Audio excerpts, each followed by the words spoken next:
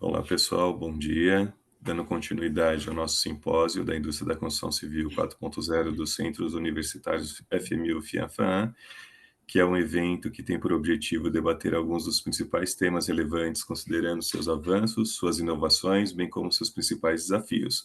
Dessa forma, esse evento reunirá pesquisadores, profissionais e estudantes que, além de apresentarem e debaterem esses temas, também irão propor reflexões e alternativas para pensarmos o papel da arquitetura e urbanismo, design de interiores e engenharia civil, bem como seus futuros profissionais, especialmente no contexto atual brasileiro. Hoje teremos a palestra com o professor Abraão sobre propriedades do concreto no estado fresco. O professor Abraão é professor do Centro Universitário das Faculdades Metropolitanas Unidas. Ele é um professor que também atua na FATEC, é graduado em Tecnologia de Materiais, com ênfase em metais pela Faculdade de Tecnologia de São Paulo, FATEC. A graduação é licenciatura em Matemática. Também tem ele é mestre em Engenharia de Ciência dos Materiais pelo Instituto de Ciência e Tecnologia Unifesp e também doutor em Ciências pela Unifesp. Agora eu vou passar a palavra ao professor Abraão, que ele pode complementar também um pouquinho do seu currículo. Então, muito obrigado, professor Abraão, pela presença de hoje, por estar nos proporcionando esse conhecimento sobre concreto. Professor Kleber, agradeço aí pelo convite. Bom dia a todos. Espero que estejam me ouvindo bem.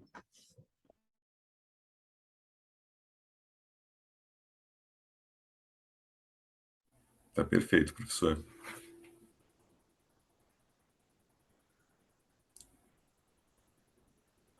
Eu acho que agora está sem som.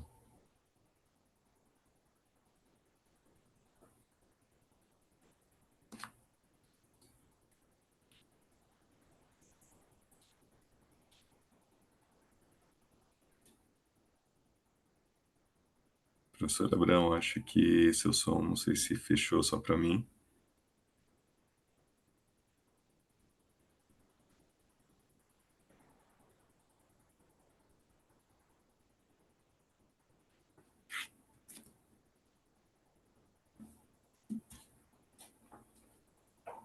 Eu acho que o professor Abraão deve ter caído, pessoal. Vamos ver se ele consegue retornar. Acredito que ele consiga retornar rapidamente. Vamos aguardar alguns minutinhos. Então, vamos lá, desculpem aí o contratempo. Como o professor Kleber comentou, minha área é a área de materiais, né? Então, acabei de finalizar um pós-doutorado também na área de materiais, né? Então, uma área que eu gosto bastante aí de conversar, de discutir e acabar aprendendo. E esse tema, né, é um tema que eu acho bem interessante, porque é um tema, né, é a principal etapa do nosso concreto, no qual, né, teremos aí a possibilidade de ter alguma mudança para, de fato, atingir nosso objetivo, que é lá na frente o concreto no seu estado endurecido, que é o que a gente quer, né? Que é todo o cálculo, toda a prospectiva que é desenvolvida para o concreto no seu estado endurecido. Porém, se não fizermos ou realizarmos de modo correto no seu estado fresco, teremos problemas lá no seu estado endurecido. Temos que ter em mente que somente no seu estado fresco, né, o concreto no seu estado fresco, que eu consigo tomar alguma atitude, alguma providência para tentar salvar meu concreto, né? Tentar salvar, por exemplo, o caminhão betoneira pegou um trânsito, então chegou depois do horário estabelecido, surgiu alguma coisa, uma chuva inesperada, né? Então, qualquer problema que aconteça no estado fresco, eu ainda consigo, né, mitigar aí os eventuais problemas. Já no seu estado endurecido, né, uma vez ele com todo o seu processo de hidratação concluído, não temos mais o que fazer, né? Então, se aparecer alguma fissura, se aparecer trincas, né? Se estiver abaixo da resistência requerida, a gente não consegue simplesmente colocar água, colocar aditivos e adições para modificar esse problema. Teremos que partir aí para um reforço estrutural ou para uma recuperação desse concreto. Por isso que esse tópico eu acho interessante a gente discutir. Então, vamos lá. Então, só para a gente ficar a estabelecer, né, a mesma régua, né? Então, a gente pode, né, falar justamente que o concreto é um material compósito, né? Um material compósito quando eu alio diferentes tipos de materiais para, né, produzir um material diferente das características dos materiais constituintes. Então, o concreto é uma mistura, né, basicamente de cimento, né? Então, o cimento nós chamamos aí de aglomerante, né? O aglomerante hidráulico. Depois, né? Uma mistura com seus agregados, aí temos os agregados que nós dividimos entre miúdos e graúdos, que equivale até 80% aí de todo o concreto, né? E claro, a água, né? Então, iremos aí adicionar água para, né, que ocorram as reações químicas do cimento, né? Porque no seu estado que nós chamamos pulverulento, ou no seu estado em pó, né, sólido, ele não reage, né? Não tem aí nenhum efeito aglutinador, só quando a água é adicionada. Então, o concreto, na verdade, é uma mistura de diferentes materiais, cada um com uma característica diferente, né? Por isso que é tão, é, é tão difícil, né? Você aí acabar tendo, né? Cada propriedade específica aí do concreto, né? Requer aí muito estudo, porque é uma mistura de diversos materiais, cada um com característica diferente, né? E que você quer que ele te proporcione lá no final uma característica muito mais homogênea. Então, concreto realmente é um dos materiais aí, né? Que tem aí diversas pesquisas tentando de fato entender o que ocorre. Muitas coisas ainda hoje, né? A gente não entende, sabe o que acontece, mas as explicações ainda são um pouco nebulosas, né? Então, ó, a gente denomina concreto, né, um material composto a partir de uma mistura do aglomerante hidráulico, que é o cimento, né? Por que hidráulico? Porque ele necessita lá da água, né, para que ocorra todas as suas reações químicas, né? Então, se a gente colocar outro líquido que não seja água, não vai ter aí essas reações. Os agregados miúdos, né, mais os graúdos, que nós chamamos de areia e pedra, né? Areia ou brita, porque veio os agregados gaúchos, a gente mais usa lá do processo de britagem, né? Por isso que nós chamamos de brita, né? E claro, em casos específicos, que hoje já estão muito mais corriqueiros, né? São aí adições minerais, né? Como metacaulin, cinzas volantes, né? Escória do alto forno e, claro, os aditivos, né? Nós falamos hoje, né, que o concreto especial é justamente aquele que não leva, né, nenhum aditivo e nenhuma adição, que é o concreto puro mesmo, né? Concretos hoje em obras de grande escala, né, quase que 99% tem algum aditivo ou alguma adição incluída ali nele, tá? Então, olha só, né? Quando a gente coloca um modelo conceitual do concreto. Então, a gente tem a matriz, né? O que é a matriz? É o cimento mais a água, né? Que nós chamamos aí de pasta. Podemos ter fibras ou outras adições, né? Mas temos os agregados e temos uma certa quantidade de ar incorporado. A gente vai ver que é justamente esse ar, né? Uma das etapas do concreto do seu estado fresco é o que nós queremos aí retirar ele para aumentar a densidade, né, do nosso concreto. Mas é um material, né, como diz aí, multifásico e requer aí cuidados especiais no seu preparo como um todo, tá? Então aqui, ó, a gente começa, né, o preparo dele manual, é um preparo que a gente fala que é muito mais caseiro, né? Que a gente acaba encontrando aí em finais de semana, né, em locais aí, né, em que as pessoas não conseguem contratar uma empresa, não conseguem contratar um profissional qualificado, né, um engenheiro, então ele se arrisca, se aventura aí, né, a fazer o seu próprio concreto, tá? Então, mas o próprio CARD diz, né, passo a passo para se fazer um bom concreto, né? Mas o que que é um bom concreto, né? Então, isso a gente consegue discutir bastante, né? Um bom concreto para alguns não será um bom concreto para outros, né? Por isso que a gente tem as normas, né?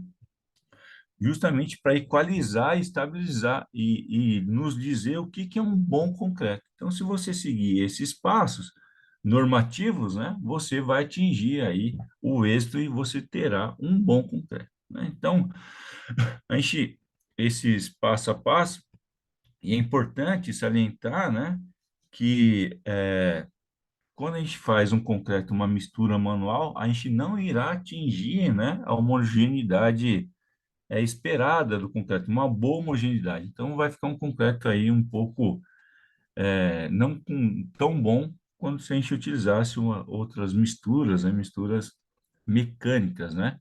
Então, a gente pode falar, né, e sem querer ofender nada, porque aqui nós não temos engenharia, né, de fato empregados, temos métodos empíricos, né? Quando a gente faz uma mistura manual.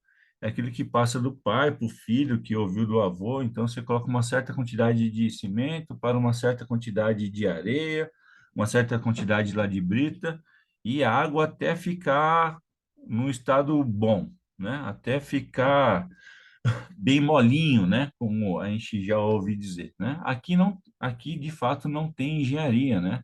Tem aí só métodos empíricos, tá? E para vocês terem uma ideia, a NBR, né, a 6118, que trata de concreto, o concreto armado, hoje ela não trata mais da mistura manual, né?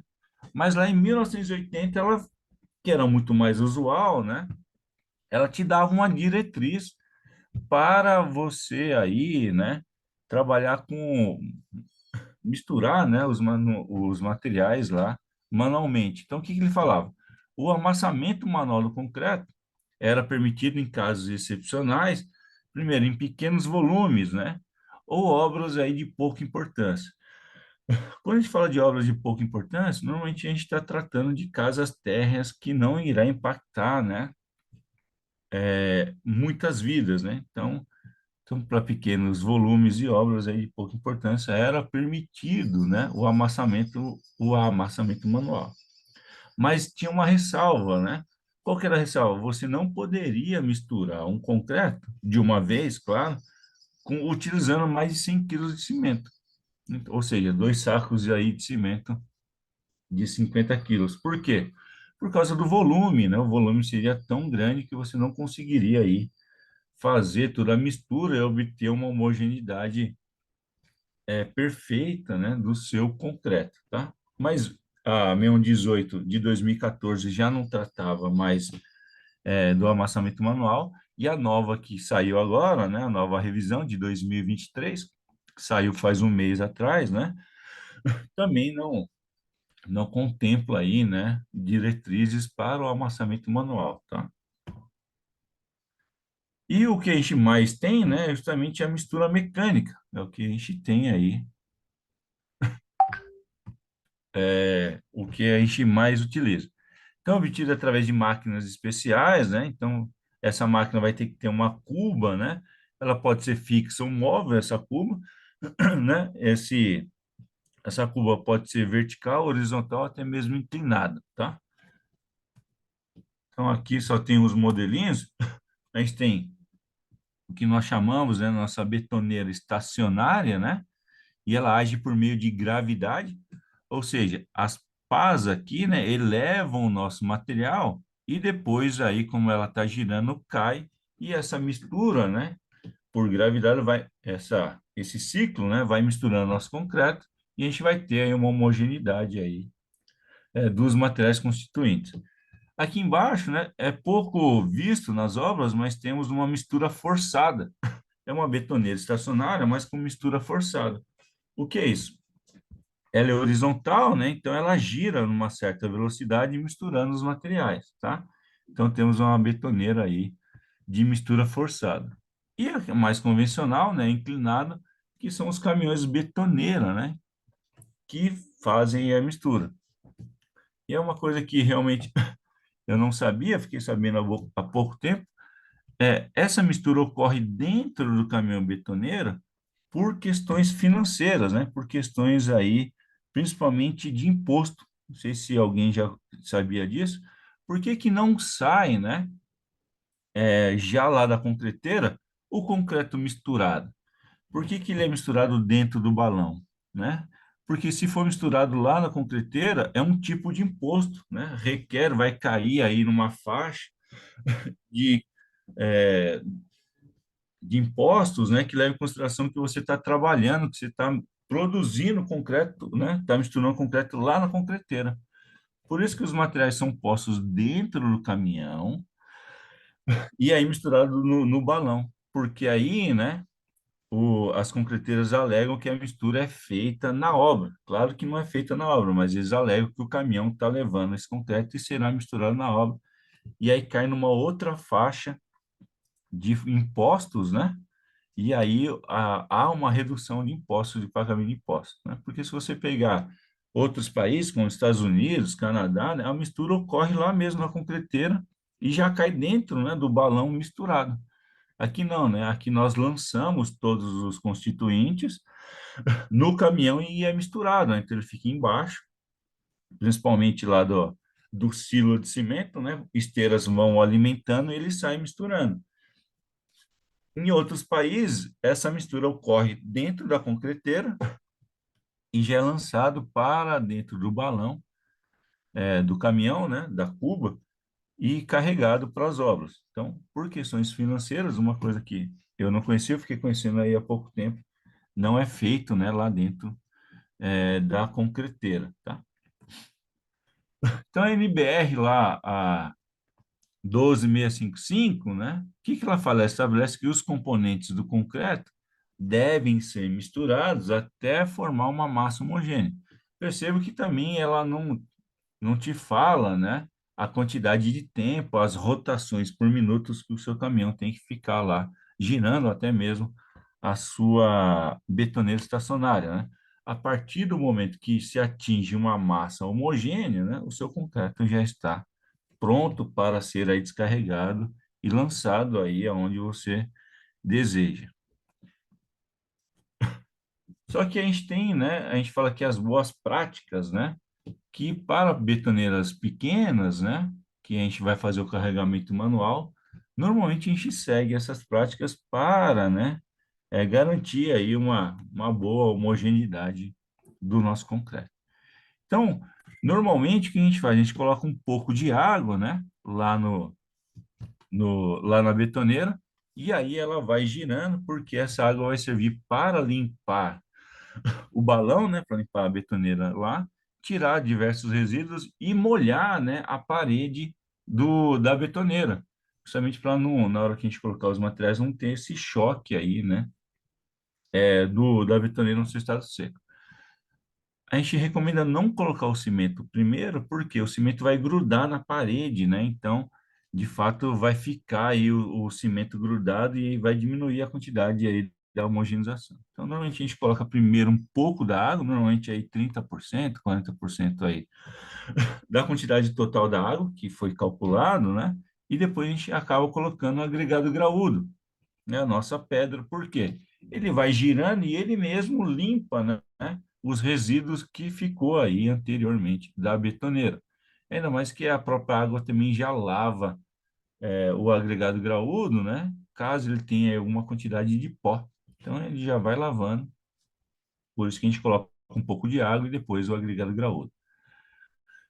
Em seguida, a gente costuma colocar o cimento, né? E aí, havendo água e pedra, a gente vai ter uma distribuição bem homogênea do cimento nas partículas aí da brita, né? Então, ele já vai envolver aí as partículas da pedra com o cimento, né? Por último, né? Aí sim a gente acaba colocando a areia, né? E aí essa areia vai fazer todo esse tamponamento dos materiais aí colocados. e a gente pode colocar o resto da água para ter aí a mistura.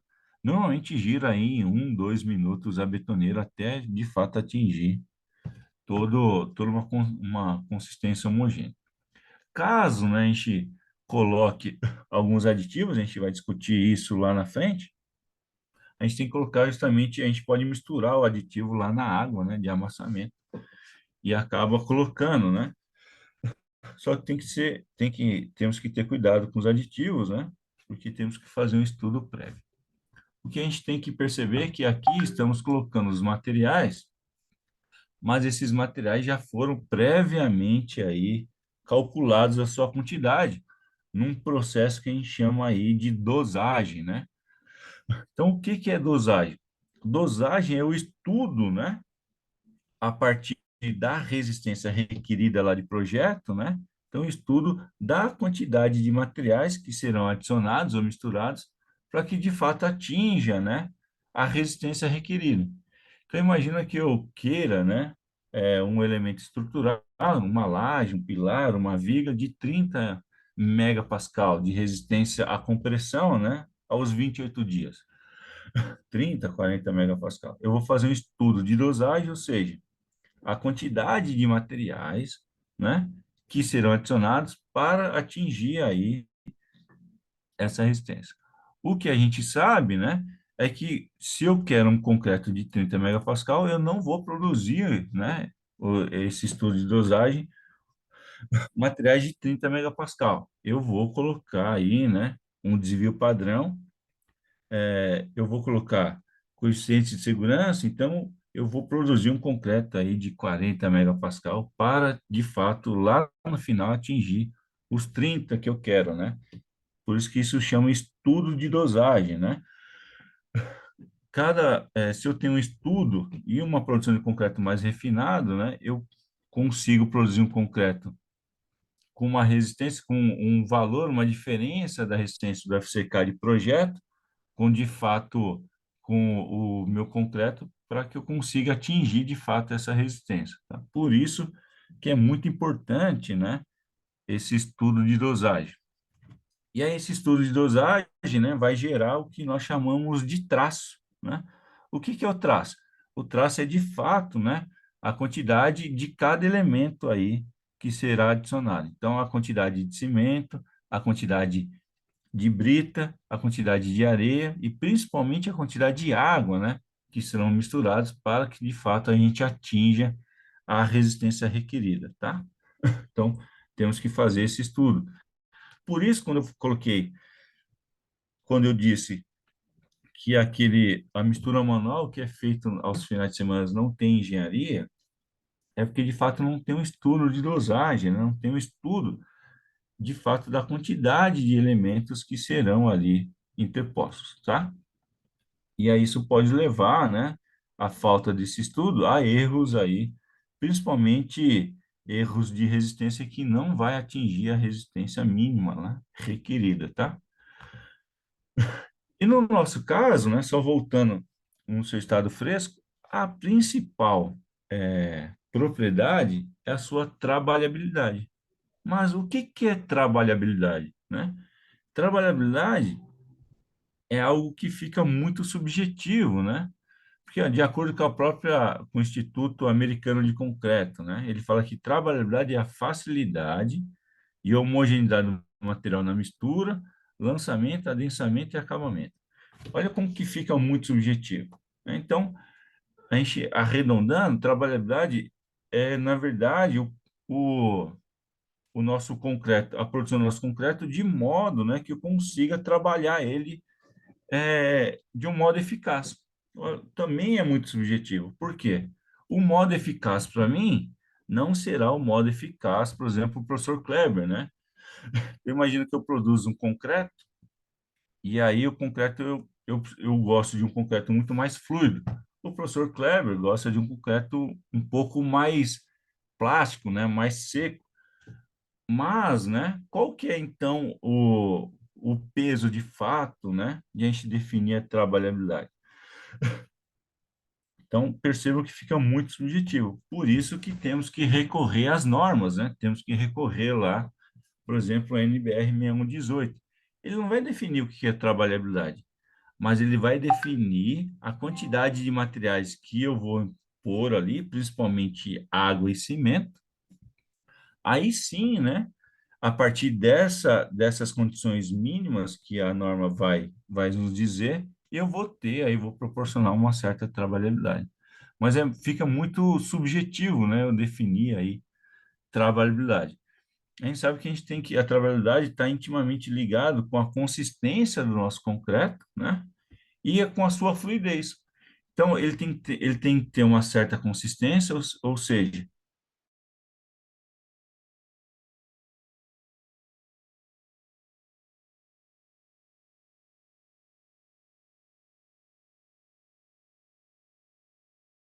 ele não pode simplesmente ser extremamente fluido.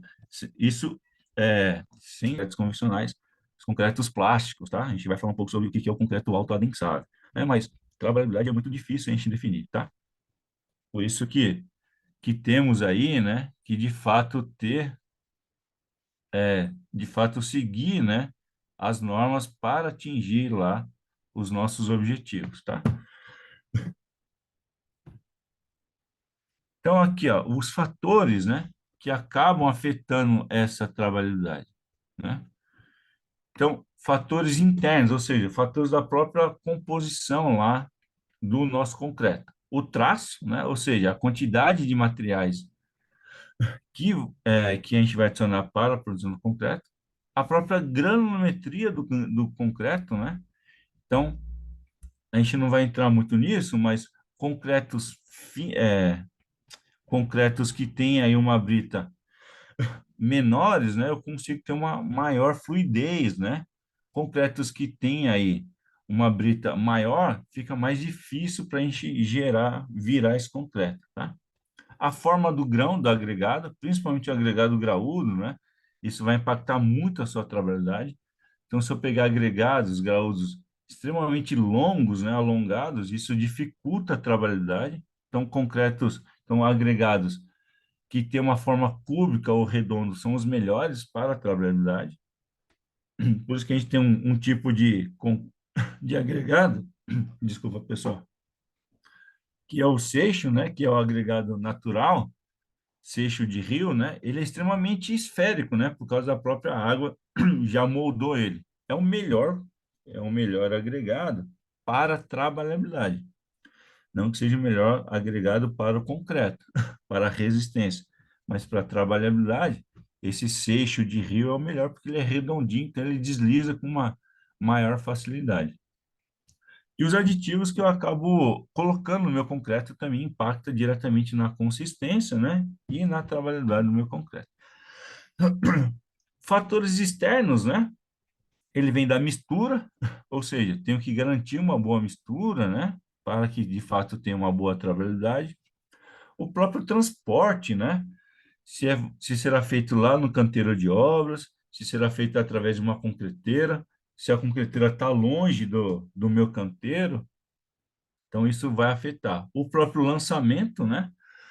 Então, se eu estou lançando em grandes alturas, né, tem que tomar certos cuidados. Se eu estou utilizando bombas, né, de lançamento, também tem que.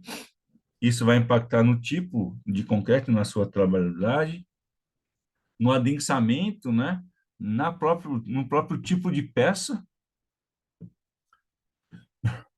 É,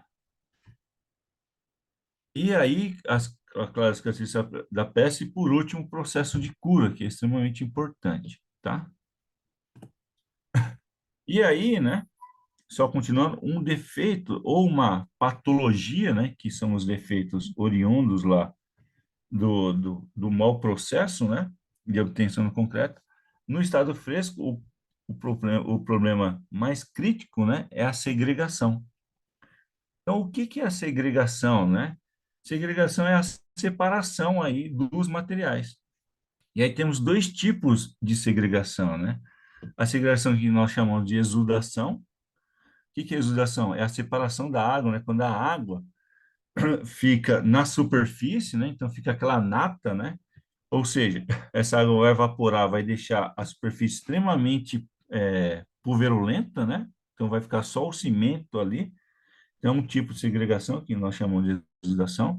Normalmente, isso ocorre por um excesso de água, né? Um excesso de água, ou seja, teve uma falha lá na dosagem, lá no traço, e temos a segregação dos agregados, principalmente do agregado graúdo, né? Essa segregação do agregado graúdo, porque ele é o mais pesado, né? Então, ele vai se separar da pasta por vibrações excessivas, por lançamento em altas alturas. Se eu não consigo, se eu não produzir um concreto com uma alta fluidez, quando eu for lançar esse concreto, né, em alturas ele bem elevadas, né, o que que vai acontecer? A bomba não vai conseguir lançar o nosso concreto, esse agregado, ele fica, né, embaixo. Eu só lanço a pasta, só lanço o quê? O cimento e a areia. Então, ele fica ali, fica preso, né, na tubulação. Então, tem os dois tipos de segregação que afeta diretamente a resistência. Isso, de fato, acontece, né, por defeito lá, né? Defeito não, por um mau estudo de dosagem, tá? E aqui, olha só, esse material, né? Então, temos os agregados menores, né, em cima e os maiores aqui embaixo, ó, né?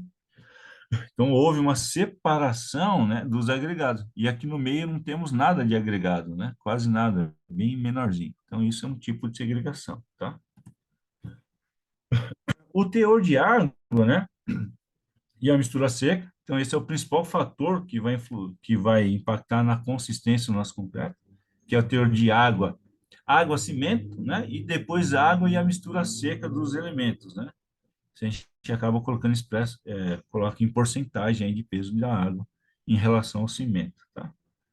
E aí isso, de fato, foi constatado na prática, né, por Lise, e aí hoje nós temos, né, a lei de Lise, que justamente fala sobre isso, né, que diferentes traços de concreto podem apresentar condições próximas de trabalhabilidade, desde que nós mantemos a mesma relação água-materiais secos, né? Então, temos aí, né, diversos traços, mas se a gente se mantemos sempre, né, mais ou menos aí a relação água, a quantidade de água com materiais secos, a gente tem aí, né, a mesma trabalhabilidade, tá?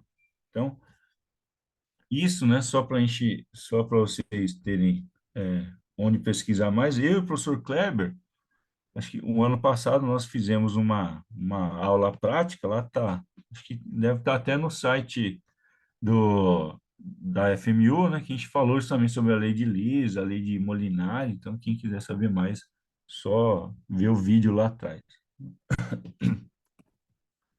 A própria granometria, né, e a forma do grão do agregado impacta diretamente, né? Então, a granometria e o teor de água, né, devem ser considerados como um conjunto. Por quê, né? Grãos muito angulosos vai precisar de muito mais água para molhar sua superfície, né? Quanto maior for as suas dimensões, mais água eu vou ter para molhar. Isso vai impactar lá na trabalhabilidade, porque vai faltar água, né, de um modo geral, para que a gente possa ter uma boa consistência, tá? Os aditivos, né? A gente acaba adicionando eles justamente quando a gente quer uma característica diferente do concreto convencional.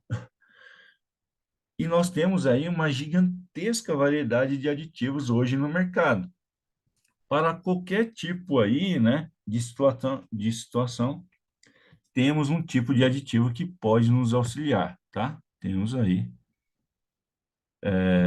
que pode aí facilitar, né, todo esse processo aí de obtenção do concreto no seu estado fresco. Então, os aditivos, a gente fala que a química, né, junto com a engenharia química, favorecendo a construção civil, tá?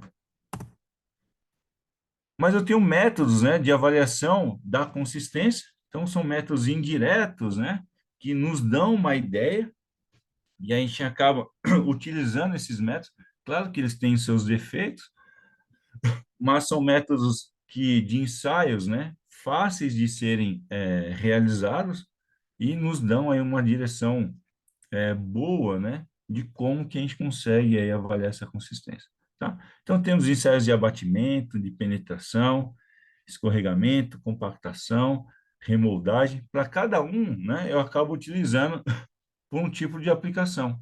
O mais comum para os concretos plásticos é o ensaio de abatimento. Mas temos ensaios específicos para concreto seco, né? Temos ensaios específicos para concretos autoadensáveis, tá? Mas no nosso caso, né, a gente fica no concreto plástico, né? Que o mais comum é o de abatimento, que a gente chama de abatimento tronco cônico, né? Que é o slump test, né? O que é o slump? O slump é um ensaio que nós normalmente fazemos lá no canteiro de obra para avaliar o quanto que de abatimento tem o nosso concreto, o quanto plástico, né? O quanto consistente está o nosso concreto. Qual que é a ideia, né? A gente tem um tronco cônico e a gente preenche ele de uma forma ordenada, ou seja, em três camadas, né? Fazendo o seu adensamento manual, na maioria das vezes com uma haste, né? A gente retira, né, esse tronco e vira ele para usar a mesma altura.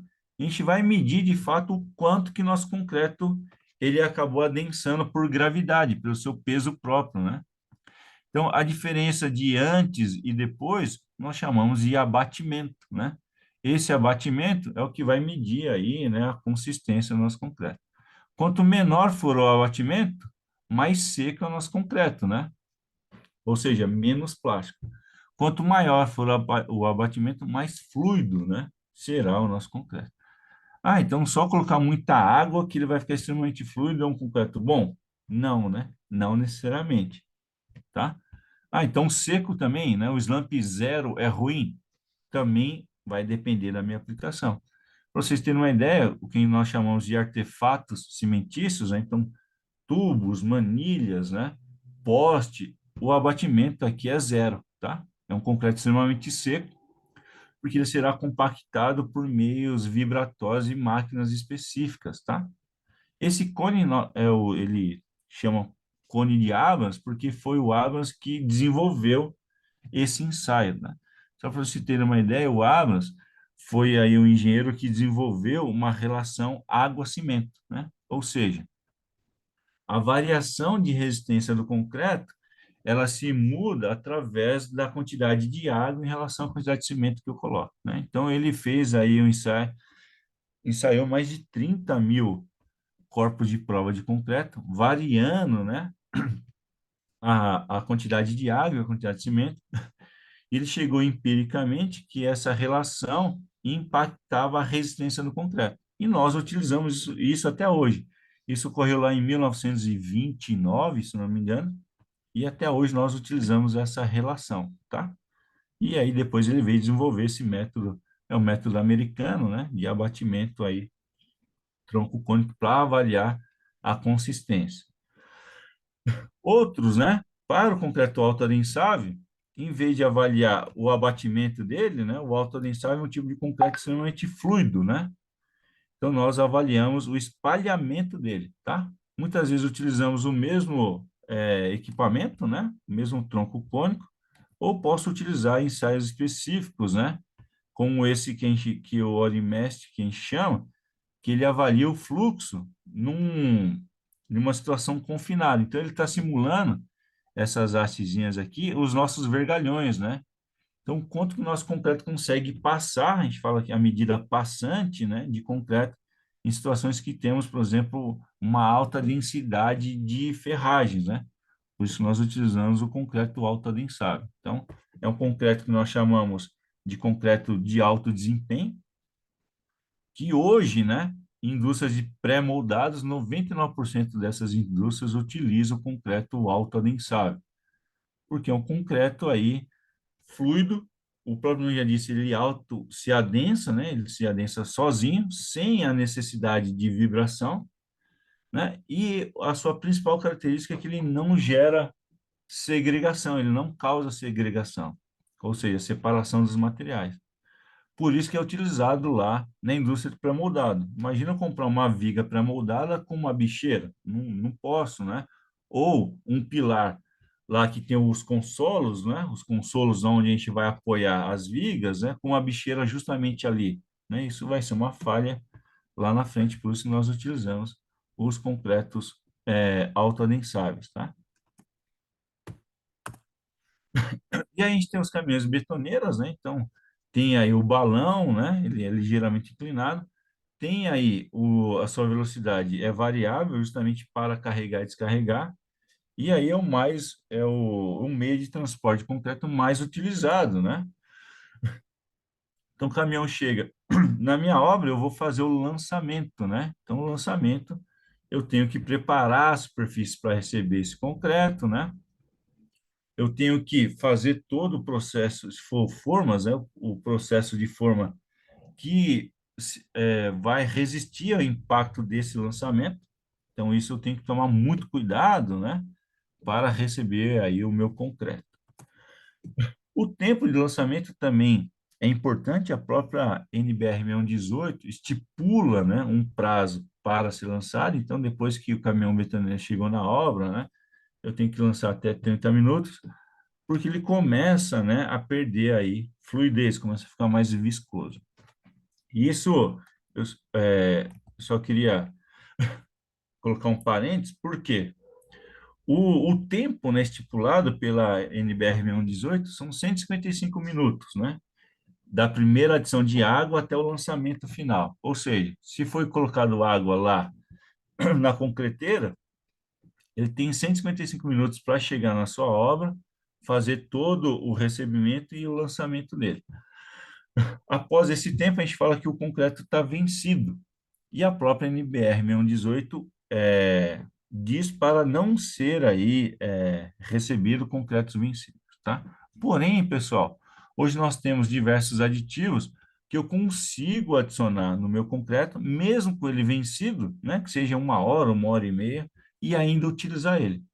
O que eu não posso fazer é adicionar água. Adicionando água, lembra que eu falei com vocês que o Abrams estipulou que a resistência é uma relação água-cimento? Quanto mais água eu coloco, menor será a minha resistência. Então, eu não posso colocar água no meu concreto. O que eu posso colocar? Aditivos, né? Temos aditivos específicos para isso, né? Temos aditivos que nós chamamos estabilizadores de início de pega, que faz com que a gente trava o início de pega. O que é o início de pega? É o início das reações químicas de hidratação do nosso concreto. E esse início justamente o nosso concreto começa a ficar mais viscoso, começa a ficar mais difícil a sua trabalhabilidade, né? A sua trabalhabilidade diminui. Só que com a adição de aditivos, principalmente esses estabilizadores de início de pega, eu consigo utilizar. Porém, tem que ser estudado pela concreteira e pelo chefe lá, lá da obra que está aí fazendo todo o manejo do recebimento desses caminhões betoneiros. Por que que é importante que vocês saibam isso? Porque imagina você rejeitar o caminhão porque ele chegou meia hora atrasado e ele vai rejeitar um caminhão com 8 metros cúbicos, né? Um caminhão com 12 metros cúbicos.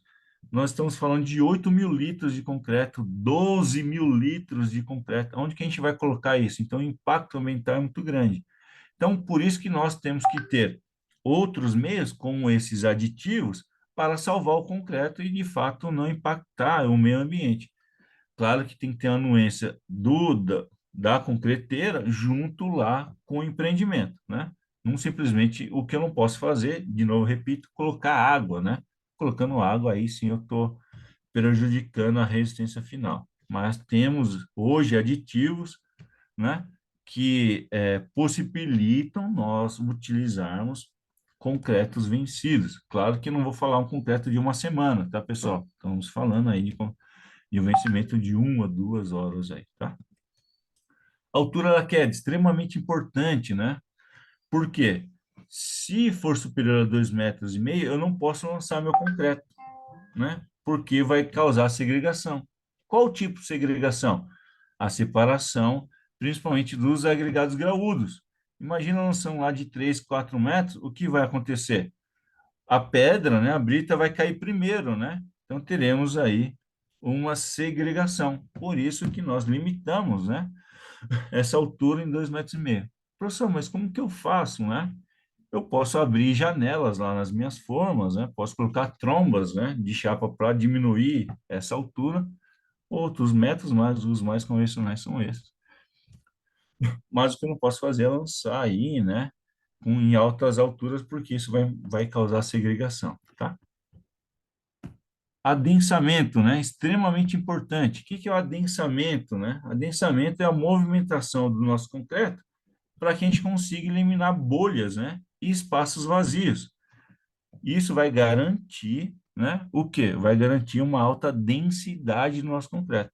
Eu vou dar um stop aqui no meu nessa apresentação, que eu tenho um videozinho aqui, ó, eu vou mostrar para vocês como que é a importância de a gente fazer o correto adensamento aí do nosso concreto. Eu vou colocar aqui, só um minutinho, vocês vão...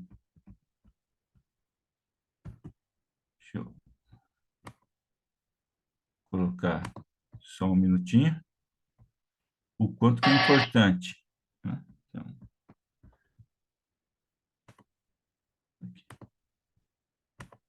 Então, não se preocupem aí com o som, porque não tem, tá? Então, aqui é um concreto que só simulou, então, um concreto confinado, e aí agora eu vou entrar com adensamento, né? Olha só o quanto que é importante eu fazer o correto adensamento. Né? Na nossa obra, a gente faz esse correto adensamento utilizando vibradores de imersão, né? Que é o tipo agulha. Mas percebam aqui, ó, né? As bolhas saindo e gerando aí um concreto extremamente denso, né? Por quê? Caso essas bolhas fiquem, então vou voltar aqui só um pouquinho, né? Então, bem aqui. Então, imagina que eu não vibrei direito e ficou essas bolhas, né? O que acontece? São pontos, né, de fragilidade do meu concreto. Por quê? É um vazio aqui, né? Não tem nenhuma resistência. Se o nosso concreto for falhar, ele começa a falhar justamente por meio dessas bolhas, desses espaços vazios, né? Então, por isso que eu tenho que fazer o correto adensamento, e aí para garantir, né, que saia todas as bolhas, e aí eu tenho aí, né, um concreto extremamente denso, tá? Então, por isso que essa importância aí do nosso concreto, do nosso adensamento. Vamos voltar aqui na nossa apresentação, né? Por isso que o adensamento é importante.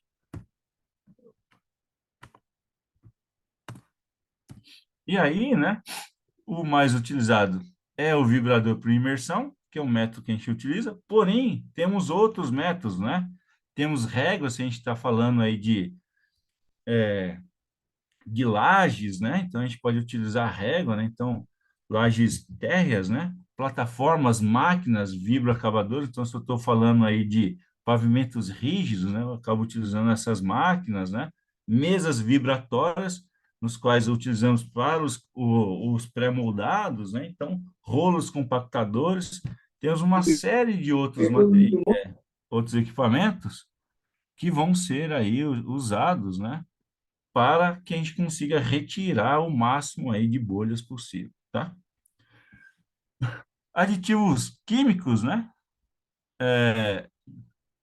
E aí vamos entender um pouco, né?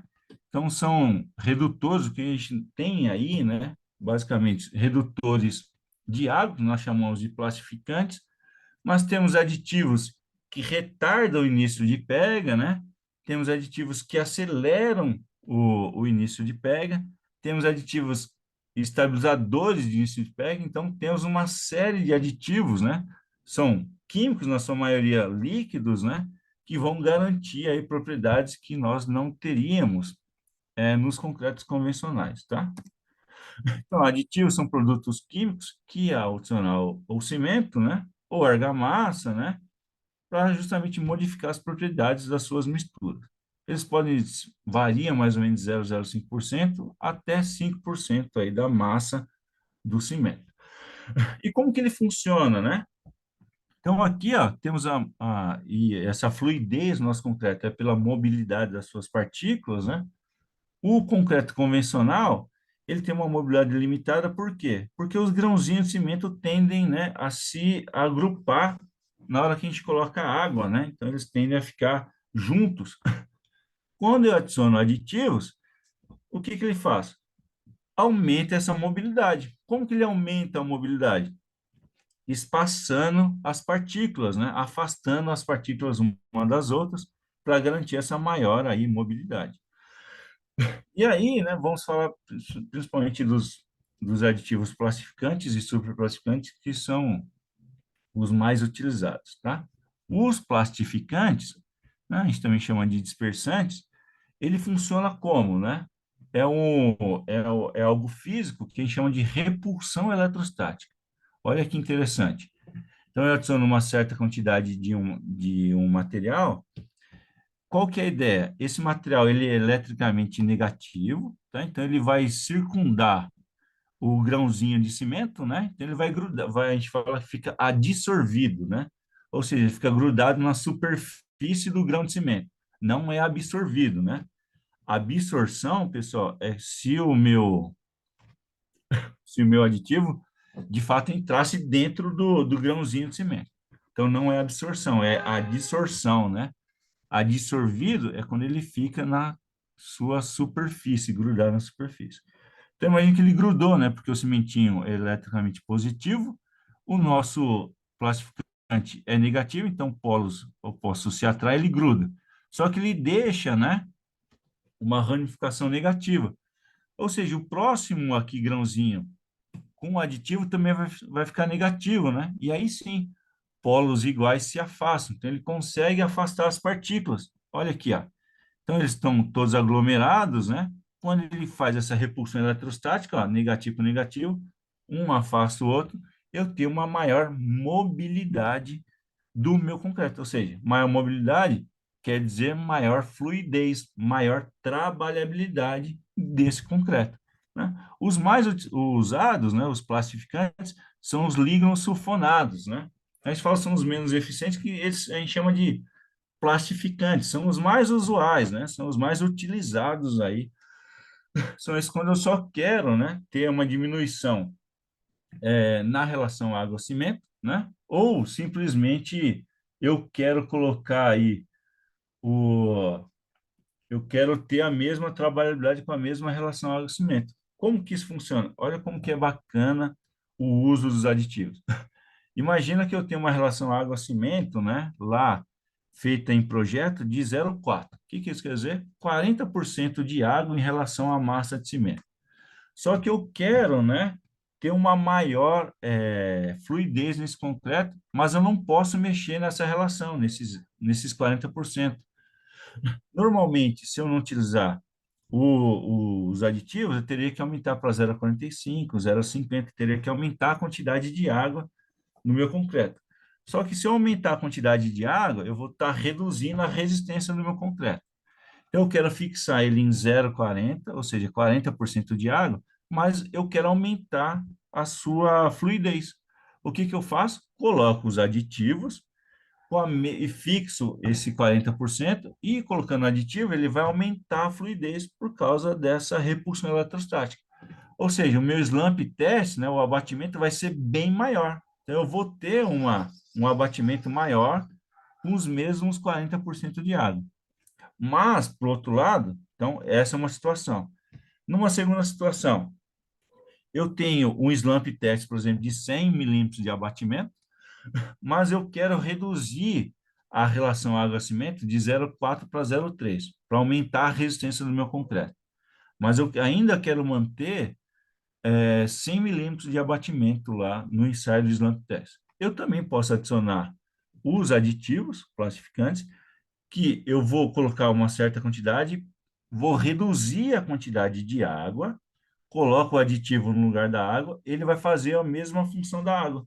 Ele vai deixar meu concreto mais fluido, e aí sim eu vou ter uma resistência maior com o mesmo abatimento. Então, para vocês terem perceber o quanto que é importante o uso, né, desses aditivos aí plastificantes, tá?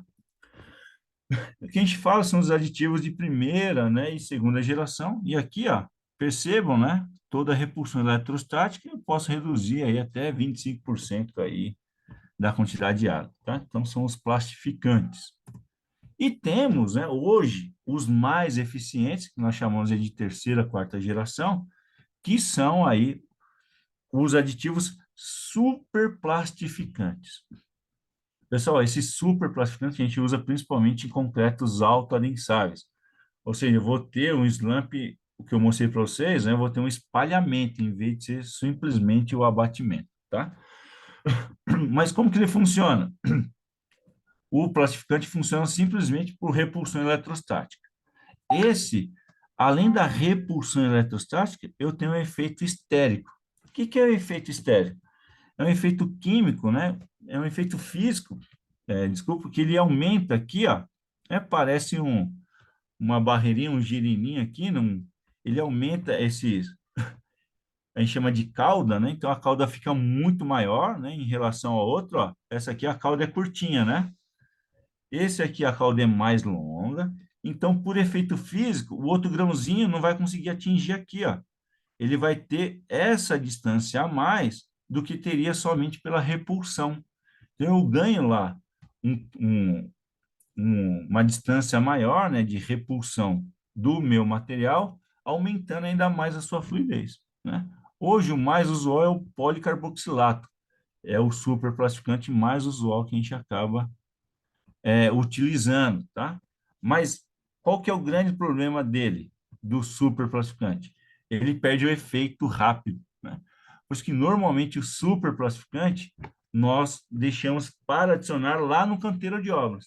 O nosso concreto sai da concreteira, chega lá no nosso canteiro, e aí sim eu adiciono o superplastificante, porque ele vai ter uma vida útil curta, né? E quando ele perde essa vida útil, o nosso concreto volta a ficar mais viscoso, né? Ele volta ao seu estágio inicial, né? Esse é o único problema, né? O único inconveniente aí do superplastificante. Mas hoje, né, o que a gente tem aí de mais moderno. E aqui, olha como que ele funciona. Além de criar muito mais repulsão eletrostática, né, ele aumenta aqui, ó, né? Na verdade, aqui a cauda é bem mais longa, então vai deixar bem mais distante, né, as nossas partículas. E aí pode se reduzir até 40% da quantidade de água imposta, tá? Olha aqui como que ele faz. Ele sai desse abatimento, o superplastificante, tá? E chega nesse aqui, ó. Então, é o mesmo concreto, né? Então, aqui não tem nada de plastificante, de superplastificante, desculpa. Quando eu adiciono esse superplastificante, olha só o poder dele, né? De fluidez, o quanto que ele fica fluido, tá? Então, extremamente fluido. Por isso, nós utilizamos ele de concretos alta densidade. E aí, né? Então, imagina, já recebemos, já produzimos nosso concreto, já colocamos aditivos neles, né? Já lançamos nosso concreto lá na nossa laje, na nossa viga, já fizemos o processo de expulsão de ar, que é por meio de vibração, né? Então, o vibrador é tipo agulha, que é o imerso, e aí já fiz tudo. Qual que é o próximo passo, ou o último passo no seu estado fresco? É o processo de cura, extremamente importante, pessoal. Por quê? Caso eu não faça o processo de cura, eu tenho uma perda, isso é estudo, tá? De 30% na resistência final do meu concreto. O que que isso quer dizer? Se eu tenho um concreto lá de 100, né, vamos arredondar, 100 megapascal, ele vai perder 30, né? Ele vai perder 30, ou seja, 70 megapascal. 30% aí de perda quando eu não faço o processo de cura. E ainda tem gente que fala que não precisa fazer o processo de cura. Então, quem fala isso, de fato não conhece o processo químico, né, de ganho de resistência do nosso concreto. O que a gente vê, infelizmente, em muitas obras que só querem velocidade, não respeitar o processo de cura, tá? Porque é um processo químico, né, um processo de reações químicas. Então, eu tenho que deixar o nosso concreto, né, ganhar resistência. É a mesma coisa, eu costumo falar para os meus alunos, né, é a mesma coisa de fazer um bolo, né?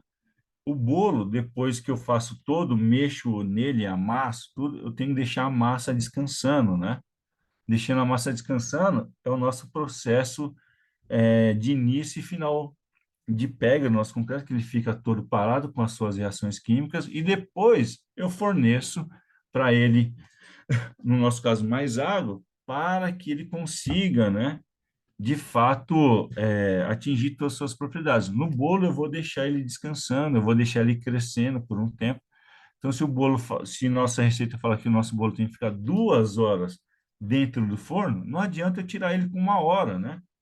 Então, se a norma fala que você tem que ficar X tempo fazendo o processo de cura, não adianta eu parar antes. Por quê? Porque ele não vai ter completado aí todo esse processo. Mas o que que é a cura do concreto, né? É um conjunto aí de medidas, né? Que tem por objetivo o quê? Evitar a evaporação da água de superfície do nosso concreto. Porque é o que fica em contato direto com o ar, né? Com o tempo. Então, imagina que nós concretamos uma laje e ali está ventando, está com calor. Então, essa água da superfície começa a evaporar. Só que o concreto, né, o cimento em si, precisa de água para ganhar resistência, que é pelo método de hidratação. Eu hidrato o concreto, ele reage quimicamente e ganha resistência. Se eu tiro essa água, ele não vai ter como ganhar resistência e a gente vai ter aí retração, teremos fissuras por retração, teremos nossa superfície pulverulenta, por quê? A água evaporou, só ficou os grãozinhos de cimento sem hidratar, né, sem reagir, então ele ficou pó, ficou poroso, ficou pulverulento, né? Então, temos que respeitar o processo de cura. E a norma a 1118, né?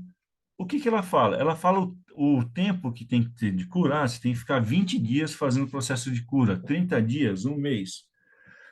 40 dias? Não, né? O que que ela estabelece? Ela estabelece uma resistência mínima. Então, eu faço o processo de cura. A gente vai ver, né? Temos 3 tipos de processo de cura, mas eu faço o processo e eu espero atingir no mínimo 15 megapascal de resistência, né? Então, o nosso concreto, a partir do momento que atinge 15 megapascal de resistência, eu não preciso mais fazer o processo de cura. Então, não tem a ver com tempo, tem a ver com o limite mínimo, né, de resistência, tá? Então, temos que atingir ali no mínimo 15 megapascal, é o que diz a 6118. Pessoal, temos 3 tipos de curas, né, principais. A cura que nós falamos, a cura úmida, que é a mais usual, a cura química e a cura térmica, tá? 3 tipos.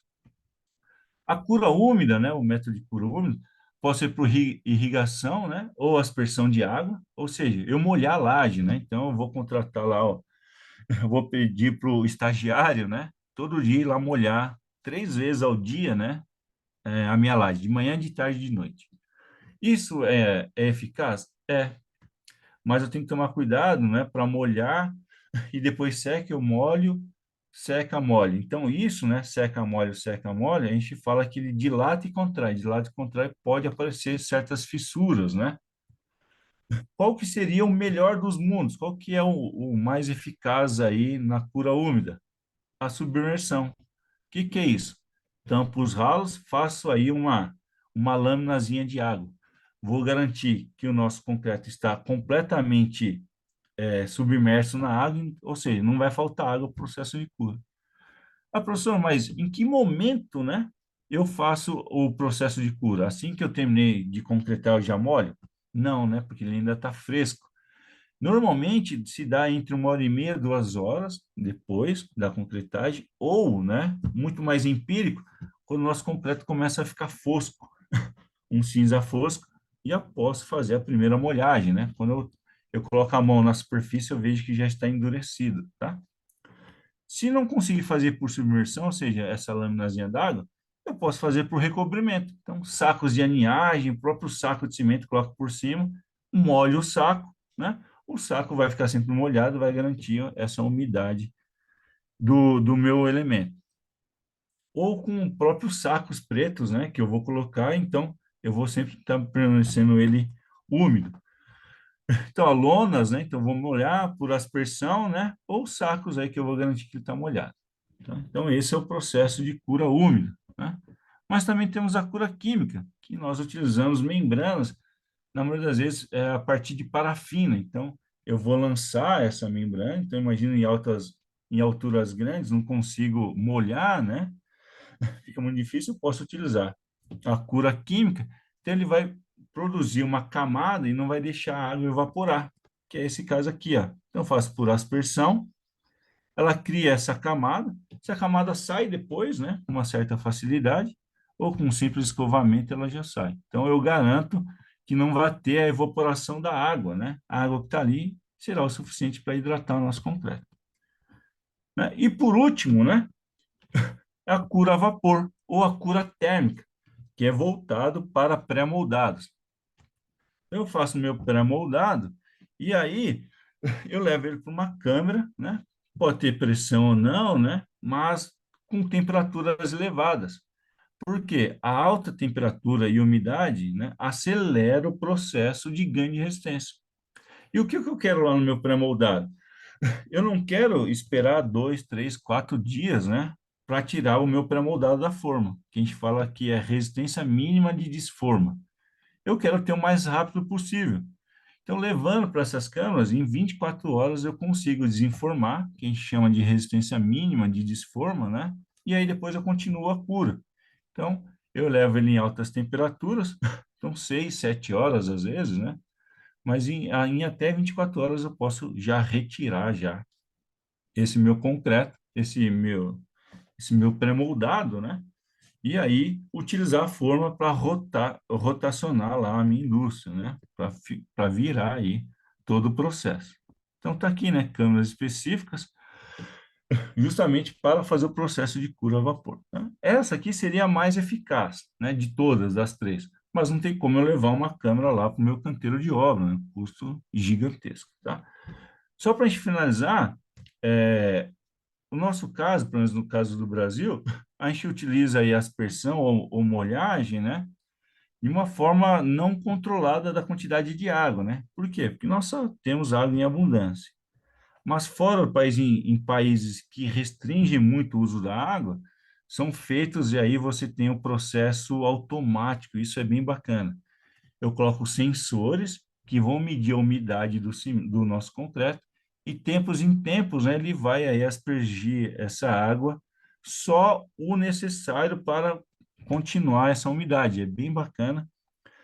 Fora do país já é bastante utilizado, por quê? Porque lá eles têm um problema sério com água, né? Tem um problema sério com água, por isso que eu tenho que controlar essa quantidade de água utilizada. Então, eu faço um processo automatizado, né, dessa aspersão. Como a gente tem água aí em abundância, a gente utiliza aí sem esse controle. Pessoal, a partir disso, né, eu tenho, a partir do processo de cura, eu começo a entrar no processo do concreto no seu estado endurecido. Então, até aqui a gente consegue ainda trabalhar, se tiver algum problema, modificar aí e o nosso concreto. A partir daqui já não mais. Tudo bem? Pessoal, então, esse é o último, né, slide. Agradeço bastante a presença de vocês, professor Kleber. Fico aí à vontade para tentar responder aí algumas questões. Fala aí, Abraão. Bom dia. Olá, Bom dia. pessoal. Teve aqui umas 4 questões, eu vou passar aqui para você, Abraão. A Eliana perguntou, professor, os aditivos podem enfraquecer o concreto? Os aditivos, não. Ah, ponto, né? Depende. A empresa, quando você compra o aditivo, vai falar, coloca no máximo 5%. Você coloca 30%, isso vai afetar o concreto. Dependendo do aditivo, então, se for um aditivo que retarde o início de pega, que é a base de açúcar, se eu colocar muito, não tem pega. Meu concreto vai ficar fluido para sempre. Estraguei todo o meu concreto. Então, a resposta é depende. Eu tenho que seguir as recomendações lá do fabricante. Então, se 1% é bom, 2 é melhor. Não. Dependendo aí, no caso do açúcar, por exemplo, né? Eu, professor Clever, a gente já discutiu bastante isso, dependendo da quantidade, você vai matar porque ele não vai endurecer nunca mais. Então, a resposta é depende. É verdade, é que na verdade a maioria dos fabricantes eles colocam ali de 1 a 5% de aditivo, né? Se caso você colocar mais do que isso, provavelmente esse concreto não endurece mesmo. Tem outra pergunta aqui, Abraão, é do Ed Carlos. Nem sempre o pessoal do canteiro de obras precisa de um concreto de alta resistência e fazem o tal concreto magro. É errado usar esse termo? Não, não, a gente tem diversos tipos de concreto, né? Magro, rolado. E realmente concordo, não precisa de um concreto de alta resistência. O concreto bom é o concreto que atende às suas características, para aquilo que ele foi desenvolvido. Então, eu vou fazer um super concreto com uma laje térrea, por exemplo, fazer um super concreto de 60 megapascal para a minha casa, não tem sentido, né? Se não vai ter mais 30 pavimentos para cima. Então, não é errado, não. Concreto bom é o que atende às suas características. Esse é o concreto bom.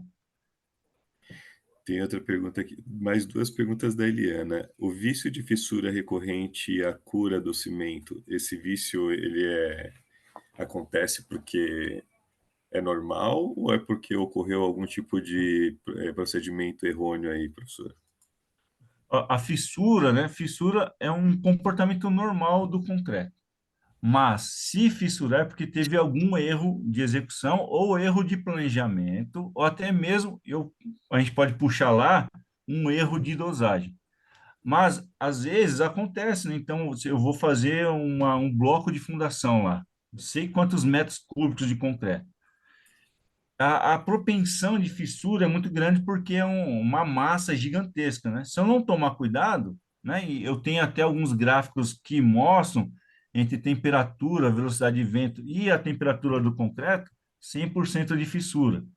Então, se ele logo fissurar, isso foi um erro justamente lá na dosagem ou na própria execução. Mas é algo, né, não tenebroso, né? Eu posso prever que vai fissurar e depois eu vou lá e vou fazer o fechamento. Mas, de novo, né, depende. Agora, imagina eu fazendo uma concretagem de uma barragem. Eu posso ter fissura?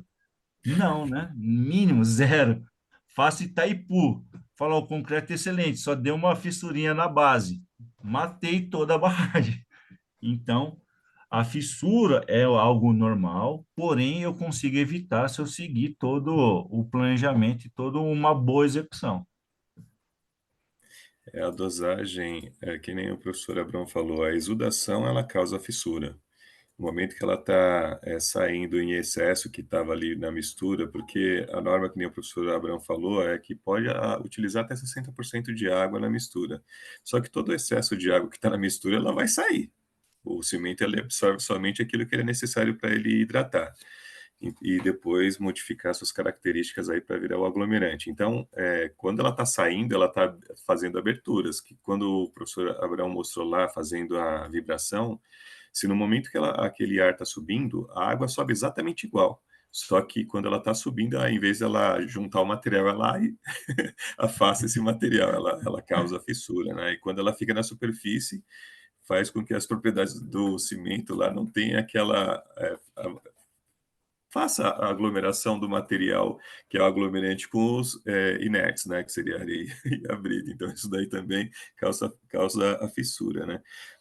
Aqui, ó, pessoal, tem outra pergunta, Abraão, tem outra pergunta aqui, ó, da Eliana. Professor, se puder falar sobre vigas e lajes e anomalias que são causadas, que impactam sobre o uso do concreto e sua impermeabilização. Então, ela está falando, quando não é bem feito o concreto ou quando não é bem feita a impermeabilização, quais são os tipos de patologias que podem ocorrer, anomalias, né? Então, quando eu não faço uma boa concretagem, em caso de vigas, né, pilares e os encontros, principalmente a bicheira, né? O que que é a bicheira? É a segregação, né? Ou seja, tem muito mais brita, não tem aí o cimento, a passa envolvendo a brita. Então, isso vai dar bicheira, vai dar segregação. Então, esse é o primeiro ponto, né? Isso é uma deficiência lá da dosagem, né? Coloquei muito mais brita do que o necessário. Caso eu não faça a impermeabilização, o principal problema vem do fato da umidade. Nosso concreto resiste à água? Resiste. Porém, se tiver água em contato direto, eu vou perder a durabilidade, ele não vai ser durável. Por isso, eu tenho que fazer aí todo o projeto de impermeabilização em locais que eu vou ter contato direto. Então, o principal aí vai ser a umidade, e a umidade vai causar eflorescência, vai causar expansão, desplacamento do concreto. Se for concreto armado, corrosão da armadura, e é num caso mais drástico, né, o último, né, o colapso da estrutura. Por isso que eu tenho que fazer todas as etapas. São etapas diferentes, né? A impermeabilização vem só depois. Mas eu tenho que ter um projeto de impermeabilização para saber qual impermeabilizante que eu vou utilizar, aonde eu vou utilizar e como vai ser utilizado esse impermeabilizante. Tem outra pergunta interessante aqui. Era interessante se fosse de viga, mas foi de pilar. Mas dá para replicar essa pergunta aqui, Abraão. O Ed Carlos questionou, né? Posso concretar metade de um pilar em um dia e depois, no dia seguinte, a outra metade? Vai afetar na resistência? Na Ó, verdade, eu vou fala começar aí. aqui, depois o Abraão dá o complemento. Na verdade, pessoal, o pilar ele atua na compressão. E o concreto ele é muito bom para esse fim. Ele não é muito bom para tração. Ou seja, se eu concretar um pilar metade hoje, metade amanhã, ele não vai sofrer nenhum problema desde que seja a mesma resistência ali e a gente faça corretamente aí a limpeza da superfície e depois faça também o lançamento corretamente, como o professor Abrão falou, que é outra coisa muito importante quando a gente faz o lançamento do concreto, né? A altura de queda segrega o material e isso causa bicheira. Mesmo que depois você faça ali o adensamento correto, muitas vezes assim, entre a face de um concreto que foi feito um dia e a face do outro, muitas vezes ela pode ter bicheira exatamente naquele ponto, devido à altura de queda. Então, tem problema lançar no dia seguinte? Para casos de compressão, nenhum. No caso de viga e laje é diferente. Eu não posso concretar metade da viga hoje e metade amanhã. A gente tende a fazer tudo no mesmo dia. Se isso acontecer, pode acontecer? Pode. Mas a gente tem que evitar esse tipo de problema. Então, por isso, tem que ser muito bem feito o planejamento no momento da concretagem de viga e laje, que é diferente do pilar, tá? Pilar você pode concretar hoje, amanhã, a outra metade, não tem problema algum.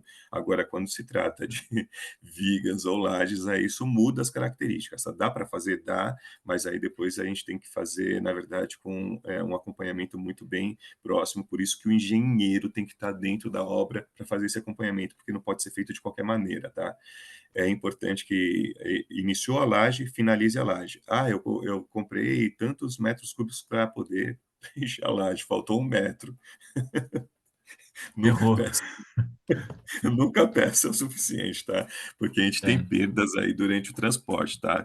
Onde começam as perdas? Primeiro, ó, vai ficar material grudado no caminhão betoneira, vai ficar material grudado na mangueira, vai ficar material grudado no carrinho, vai ficar material grudado nas formas. Então, todo o material, enquanto ele é transportado, lançado e adensado, você vai ter perdas. Então, não compre exatamente o valor do volume que você vai utilizar para preenchimento.